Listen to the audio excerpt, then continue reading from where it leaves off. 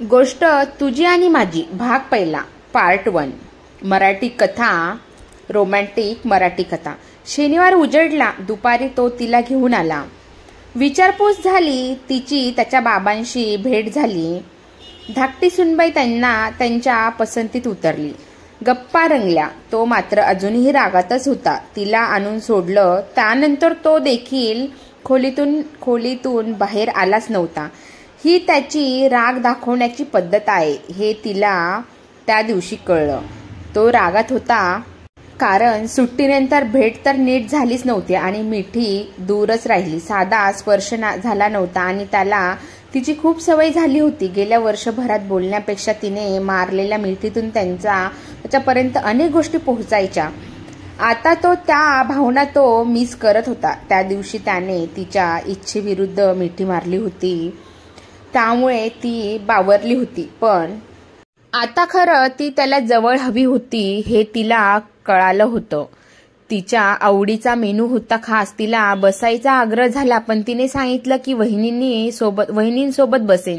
तो खाली आला, हसत खेळत जेवण झालं। वहिनी आणि अनुने दोघींनी सारं आवरलं। सारं आवरून झाल्यावर वहिनी बोलल्या, तू जा रूम मध्ये बोला, जरा तुम्ही आराम करा।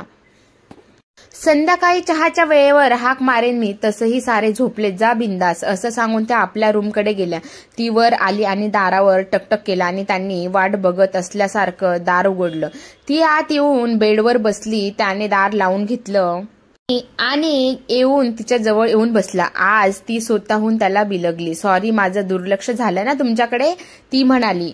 मी पण सॉरी, जरा जास्तच भडकलो ना माझ्या राणीवर, असं नको करायला हवं होतं, तो म्हणाला। तिने नुसताच हुंकार दिला।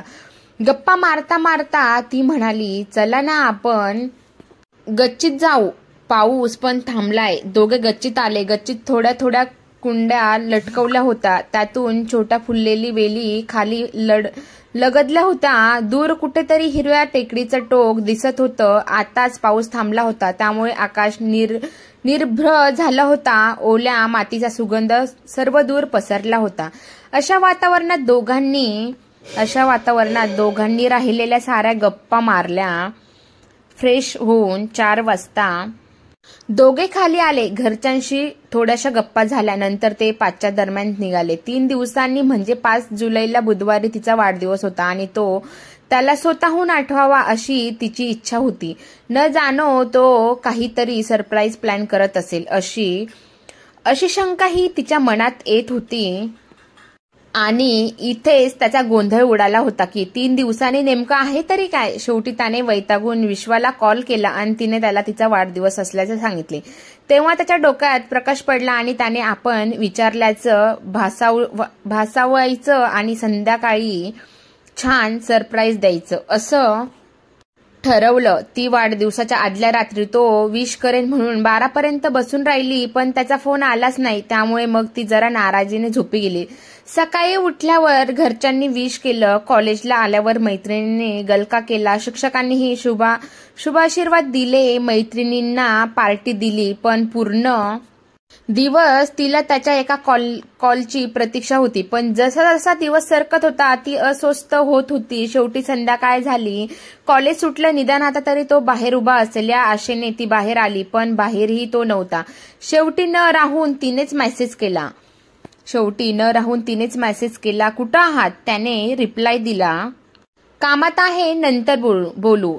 ती रिप्लाय वाचून हिरमुसली आणि घरच्या वाटेला लागली। आता तिच्या मनात पक्का झालं होतं की तो तिचा वाढदिवस विसरला होता। तिला खूप वाईट वाटत होतं।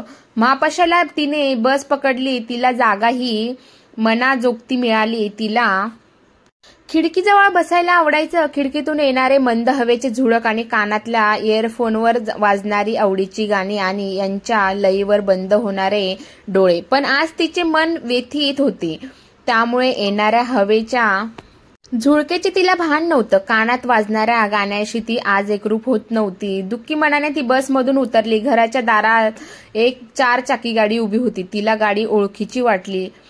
असेल कुणा नातेवाईकाची असा विचार तिच्या मनात आला आणि ती सरळ घरात आली। आत येताना ती दारावरच थबकली, कारण आज सगळे बसले होते। तो त्याचे आई बाबा, दादा, वहिनी आणि छोटी पण सोबत तिचे आई बाबा आणि ताई पण होती. तिला आनंद झाला होता, पण त्याचबरोबर ती खूप घाबरली होती. अगं ये की आत, तुझंच घर आहे, वहिनी गमतीने म्हणाल्या. ती आत आली आणि पहिली नजर तिची तिच्या बाबांकडे गेली. त्यांची नजर अगदी थंड होती. तिच्या डोळ्यात अश्रू होते. ती अगदीच गोंधळली होती. सगळ्यांनी तिला शुभेच्छा दिल्या. तो मात्र बाहेर उभा होता. वहिनीने छान ड्रेस तिच्या हातात दिला आणि त्याच्या आईने तोच हार ठेवला. जा, मस्त तयार होऊ नये, आई बोलल्या. तिने क्षणभर तिच्या आईकडे पाहिलं. तिने होकारार्थी मान हलवली. ती थँक्यू म्हणाली. ती आणि तिची आई आतल्या खोलीत गेल्या. आई बाबांना मान्य आहे का ग? आई बाबांना मान्य आहे का ग? ती अपराधी भावनेने म्हणाली. हो ग बाळा, आधी नव्हते ते तयार, तुमच्या वयावरून वगैरे, पण नंतर जावई बापूच्या बाबांनी सगळं नीट समजावून सांगितलं आहे. आता आम्हाला मान्य आहे का सगळं? ते लवकर साखरपुडा करायचा म्हणताय, ते नंतर ठरवायचं. आईने सारं सांगितलं. आकाशी निळ्या रंगाच्या ड्रेसमध्ये ती गोड दिसत होती. तिच्या ताईने तिला सजवलं होतं. लांब केसांची वेणी पाठीवरून सोडली होती. हलकासा मेकअप, हातात कंगन, गळ्यात हार, अगदी मुकुंदाची राधा शोभत होती. केक ही त्यांनीच येताना आणला होता, तिचा आवडता चॉकलेट फ्लेवर. केक कापायच्या वेळी तो आत आला आणि 2 क्षण तिच्याकडे पाहतच राहिला. तिचं ते रूप मनात साठवतच राहिला. तेवढ्यात त्याच्या दादाचं लक्ष गेलं त्याच्यावर. तो म्हणाला, अरे वेड्या, काय बघतोस? तुझीच होणारी बायको आहे ती, आणि माझी भावी वहिनी. उगाच नजर लावशील माझ्या सुंदर वहिनीला. सगळे हसले. तो मात्र तसाच तिला बघत म्हणाला, सखे, रूप हे तुझे अति सुंदर, अशी ललना तुझी दुजी नसावी, विशेषतः तुझी सांगता मज तू माझी राधा दिसावी. अशी सुंदर चारोळी. तो म्हणाला, सखे, रूप हे तुझे अति सुंदर, अशी ललना दुजी नसावी, विशेषतः तुझी सांगता मज तू माझी राधा दिसावी. अशी सुंदर चारोळी त्याने सादर केली. सर्वांनी टाळ्या वाजवल्या. केक कापला. त्याने तिला गिफ्ट म्हणून छान चांदीचे पैंजण दिले. त्यानंतर लगेच जेवण उरकलं आणि सगळे बोलायला बसले की साखरपुडा कधी करायचा. तिच्या बाबांनी 2 आठवड्यांनी करू असे सांगितले, म्हणजे सगळ्या नातेवाईकांना कळवताही येईल असे त्यांचे म्हणणे होते. सर्वांनी त्यांच्या बोलण्याला मान्यता दिली. बाबांनी सगळ्यांना कळवलं. खूप जणांनी त्यांच्या वयावरून आक्षेप घेतला, पण बाबांनी त्यांना समजावलं आणि साखरपुडा आहे म्हणून साखरपुड्याची तयारी सुरू झाली. त्यांचं आधीच ठरलं होतं की साखरपुडा जरी आता झाला असला तरी लग्न मात्र तिचं BA झाल्यावरच करायचं, आणि ते सर्वांना मान्य होतं. मुहूर्त रविवारचा होता, कारण तिच्या कॉलेजमध्ये त्याला व्यस्त नको होता. रविवारी संध्याकाळी 4चा मुहूर्त होता. सगळं घर सजलं हो. पाहुणे आले आणि तो त्याच्या घरचे 1 तास आधी पोहोचले होते.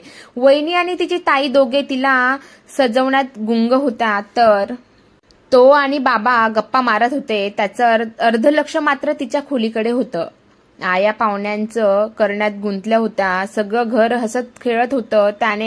त्यांची पाहुणे म्हणून त्याचे मामा आले होते. त्यांनी मराठी विषयात डॉक्टरेट केले होते. त्यांच्या मार्गदर्शनाखाली तो तयार झाला होता. 1 वर्ष तिलाही ते मराठीचे शिक्षक म्हणून लाभले होते. मुहूर्ताची वेळ झाली. तिला घेऊन ताई आणि वहिनी बाहेर आल्या. जांभळ्या रंगाची साडी, त्याने दिलेली साडी आणि कोरीव असे दागिने तिचे परिधान केले होते. पायात त्यांनी वाढदिवसाच्या दिवशी दिलेले पैंजण रुंझुनत होते. हातातली कंगन किनकिनत होती. नाजूक चालीने ती त्याच्या बाजूला उभी राहिली. त्याने ही त्याचा रंगाचा कुर्ता आणि पांढरी पैजामा घातला होता. तोही राजबिंडा दिसत होता. त्याने हळुवारपणे तिचा हात हातात घेतला. त्या स्पर्शाने ती शहारली. या आधी अनेकदा ती त्याच्या मिठीत सुखावली होती, पण आजचा दिवस आणि स्पर्श वेगळेपण घेऊन आला होता. दोघांनी एकमेकांना अंगठ्या घातल्या. साखरेचे पुडे फोडून एकमेकांना साखर भरवली. साखरपुडा छान पार पडला. रात्रीपर्यंत सगळे पाहुणे आपल्या घरी पोचले. घरी परतताच त्यांचा फोन आला. राणी सरकार, आज आपलं अर्ध लग्न पार पडलं बरं का. आता फक्त सप्तपदी आणि मंगळसूत्र घालायचं राहिलंय. मग तू कायमची माझी होशील. तिने हुंकार दिला. गप्पा मारत मारत दोघांनी फोन ठेवला आणि भावी आयुष्याची गुलाबी स्वप्न बघत दोघे झोपी गेले.